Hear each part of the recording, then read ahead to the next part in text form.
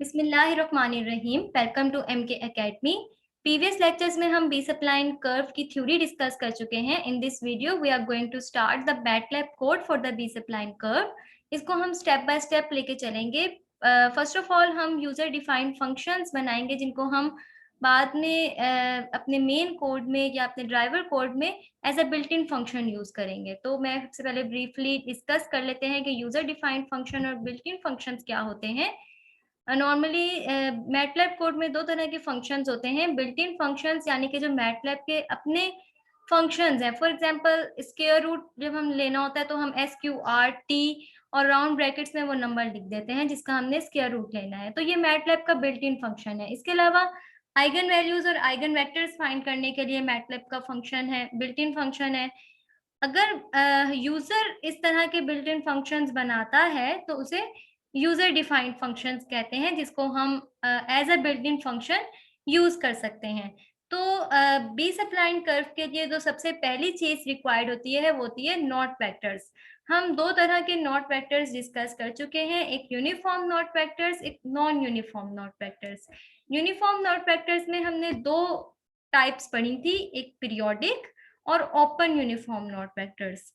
तो सबसे पहले हम यूनिफॉर्म नॉट वेक्टर्स का यूजर डिफाइंड फंक्शन बनाएंगे। यूजर डिफाइंड फंक्शंस का जो सिंटैक्स है वो कुछ इस तरह से है। पहले फंक्शन, उसके बाद स्क्वायर ब्रैकेट्स में जो हमने आउटपुट्स लेने होते हैं वो लिखते हैं, फिर इज इक्वल टू फंक्शन का नाम और फिर इनपुट्स। ओके, तो इसके बाद हम फंक्शन की बॉडी लिखते हैं और हमने जब इस फंक्शन को यूज करना है तो वो हमने कुछ इस तरह से करना है कि हमने पहले अपने इनपुट्स डिफाइन करवाने हैं और फिर फंक्शंस के output is equal to function का नेम और फंक्शन के इनपुट्स और फिर इसको रन कर देना है। ओके, तो सबसे पहले हम फंक्शन में क्या आउटपुट्स लेने हैं, क्या इनपुट्स लेने हैं for the uniform not vectors. तो सबसे पहले हमने आउटपुट लेना है टी। टी वेक्टर हमारा नॉट वेक्टर है। नॉट वेक्टर के लिए जो हम वेरिएबल यूज कर रहे हैं वो टी यूज कर रहे हैं। जब हमने थ्योरी में डिस्कस की थी तो हमने यहाँ पे नॉट वेक्टर के लिए एक्स यूज किया था और एज अ पैरामीटर जो वेरिएबल लिया था वो हमने टी वेरिएबल लिया था, लेकिन यहाँ हमने ऑपोजिट ले लिए, तो आपने इससे कंफ्यूज नहीं होना। ओके, तो हमने टी वेरिएबल में अपना नॉट वेक्टर लेना है और हमने रेंज एज अ आउटपुट लेनी है। रेंज बेसिकली यहाँ पे आप कह लें कि लार्जेस्ट नॉट वैल्यू को हम कह रहे हैं, लार्जेस्ट नॉट वैल्यू को रेंज कह रहे हैं, या फिर आप इसको इस तरह भी कह सकते हैं कि number of unit intervals of the parameter x। Number of unit intervals यानी कि 1 यूनिट के intervals of parameter x। Okay, उसको हम रेंज कह रहे हैं। Is equal to uniform knot vector से हमने अपना जो फंक्शन है उसका नाम रख लिया है। फिर हमने जो इनपुट्स एज अ इनपुट देने हैं वो हमें क्या क्या रिक्वायर्ड होती है। एक तो हमें पता होना चाहिए ऑर्डर ऑफ द कर्व, फिर हमें पता होना चाहिए कि नंबर ऑफ कंट्रोल पॉइंट्स कितने हैं। हमारे पास n+1 number of control points होते हैं, तो हमें यहाँ पे n पता होना चाहिए, n क्या है। इसके अलावा हमें पता होना चाहिए कि हमने पीरियोडिक यूनिफॉर्म नॉट वेक्टर बनाना है या फिर ओपन यूनिफॉर्म नॉट वेक्टर बनाना है। फिर हमें पता होना चाहिए कि हमने नॉर्मलाइज करना है या नहीं करना। तो हमने ये 4 इनपुट्स लेने हैं यूजर से और फिर हमने as a output vector t देना है और रेंज। ओके, तो सबसे पहले हम क्या करेंगे, हम टी वेरिएबल में टी हमने जो नॉट वेक्टर बनाना है, नॉट वेक्टर की लेंथ आपको पता है क्या होती है, n+k+1। तो टी वेरिएबल को हम ऐसा 0 सेव कर लेंगे, यानी कि n+k+1 लेंथ का एक ऐसा वेक्टर जिसकी सारी एंट्रीज, सारी वैल्यूज 0 होंगी। तो हमने यहाँ पे टी वेक्टर जनरेट कर लिया है 0 वाला। If periodic is equal to 1, यहाँ पे जब हम कंडीशन लगाते हैं तो हम यहाँ पे मैटलैब में डबल इज इक्वल टू लगाते हैं इक्वल के लिए। If periodic is equal to 1, अगर नॉट वेक्टर, हमने पीरियोडिक नॉट वेक्टर बनाना है तो हम पीरियोडिक को 1 वैल्यू देंगे।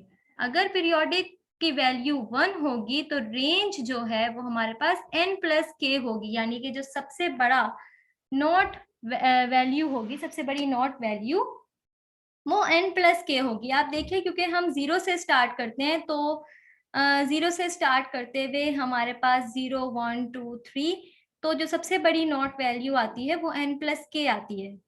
ओके, जैसे कि आप देखें हमने जब मैन्युअली डिस्कस किया था तो हमने 7 लेंथ का नॉट वेक्टर बनाया था जिसमें हमारे पास n3 था, k3 था।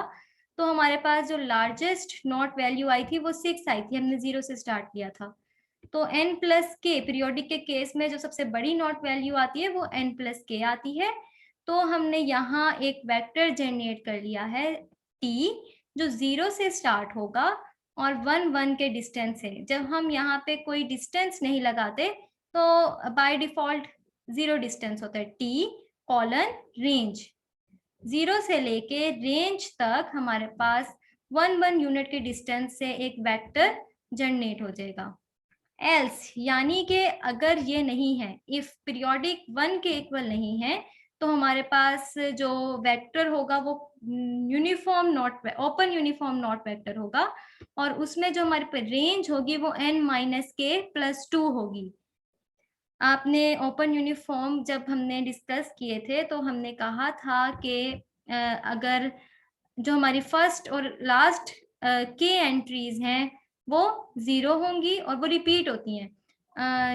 x1 से लेके xk तक हमारे पास 0 है। इसी तरह k प्लस 1 से n प्लस 1 तक हमारे पास i माइनस के थी, और n प्लस 2 से n प्लस के प्लस 1 तक n माइनस के प्लस 2 थी। ये हमारे पास लार्जेस्ट नॉट वैल्यू थी n माइनस के प्लस 2, जिसको हम रेंज कह रहे हैं। ओके, तो अब देखिए हमने यहाँ पे रेंज n माइनस के प्लस 2 के नाम से सेव कर दिया। अब t हमारा 0 में सेव है, ठीक है, 0 में सेव है t की तमाम वैल्यूज अभी फिलहाल 0 है, तो हमें यहाँ पे 0 सेव करने की जरूरत नहीं है, यानी कि 1 से लेके k तक 0 सेव करने की जरूरत नहीं है क्योंकि हमारा t ऑलरेडी 0 है। सो हम k प्लस 1 से एक लूप चलाएंगे i from k plus 1 to n plus 1। तो t ऑफ i यानी कि सबसे पहले k i k प्लस 1 होगा, तो उसके लिए i माइनस के, फिर k प्लस 2 होगा तो t of t of k plus 2, फिर इस तरह n प्लस 1 तक हमारी t की वैल्यूज जनरेट हो जाएंगी। ओके, फिर ये एंड हो जाएगा, यानी कि k प्लस 1 से n प्लस 1 तक सेव हो गया है t की वैल्यूज। उसके बाद t ऑफ n प्लस 2 से n प्लस k प्लस 1 तक t जो है वो रेंज के इक्वल रहेगा, यानी कि n माइनस के प्लस 2 के इक्वल रहेगा। सो ये भी एंड इसके बाद हमने कर दिया है, इस इफ कंडीशन को एंड कर दिया है। Next condition, if normalize is equal to 1। अगर हमने जो हमारा नॉट वेक्टर है उसको नॉर्मलाइज भी करना है तो हम t तमाम वैल्यूज को t की तमाम वैल्यूज को रेंज से डिवाइड कर देंगे। यहाँ डॉट लगाने का मकसद यही है कि t की तमाम वैल्यूज को हमने इस रेंज से डिवाइड करना है। ओके, तो t पहले से हमारा जो सेव है उस वो नया t सेव हो जाएगा t डिवाइडेड बाय रेंज करके, ठीक है। फिर हमने इस कंडीशन को भी एंड करना है, फिर हमने अपनी फंक्शन को एंड कर देना है। सो अब हम जब इसको सेव करेंगे तो हमने इसको सेव करते हुए वही नाम देना है जो हमारे फंक्शन का नाम है, यूनिफॉर्म नॉट वेक्टर। इसको सेव करके फिर हम अपना ड्राइवर फंक्शन या ड्राइवर कोड बनाएंगे। सबसे पहले क्लियर आल, जिससे हमारी जो वर्क स्पेस है और कमांड विंडो है क्लियर आल और CLC से क्लियर हो जाएगी। फिर हमने अपने इनपुट्स देने हैं अपनी मर्जी से, n के लिए वैल्यू देनी है, k के लिए वैल्यू देनी है, नॉर्मलाइज बताना है कि हमने नॉट वेक्टर नॉर्मलाइज बनाना है या नॉन नॉर्मलाइज बनाना है, फिर पीरियोडिक बनाना है या यूनिफॉर्म ओपन नॉट वेक्टर बनाना है, उसके लिए 0 या 1 वैल्यू देंगे। यहाँ पे हम फॉर पीरियोडिक हम 1 देंगे, अगर पीरियोडिक नहीं लेना तो हम यहाँ पे 0 दे देंगे। फिर हमने अपने यूजर डिफाइंड फंक्शन को as a built in function use करना है, जिससे हमारे पास t और रेंज एज अ आउटपुट हमें मिलेंगे, और ये हमने इसको रन कर देना है। हम वही इनपुट्स देते हैं जो हमने मैनुअली सॉल्व करते हुए लिए थे, यानी कि n को 3 लिया था और k को 3 लिया था, नॉर्मलाइज 0, पीरियोडिक को 0, यानी कि यूनिफॉर्म का केस है। तो जब हम इसको रन करेंगे तो देखिए हमारे पास जो नॉट वेक्टर बन रहा है वो 0 0 0 1 2 2 2 सेम उसी तरह से बन रहा है जैसे हमारा मैनुअली बन रहा था। रेंज हमारे पास 2 आ गई है। इसी तरह जब हम इसको नॉर्मलाइज कर देंगे, पीरियोडिक नहीं हो यानी कि पीरियोडिक 0 के इक्वल है, यहाँ पे हमारे पास ओपन यूनिफॉर्म बनेगा। नॉर्मलाइज 1 करेंगे तो हमारे पास टी ये जनरेट हो गया।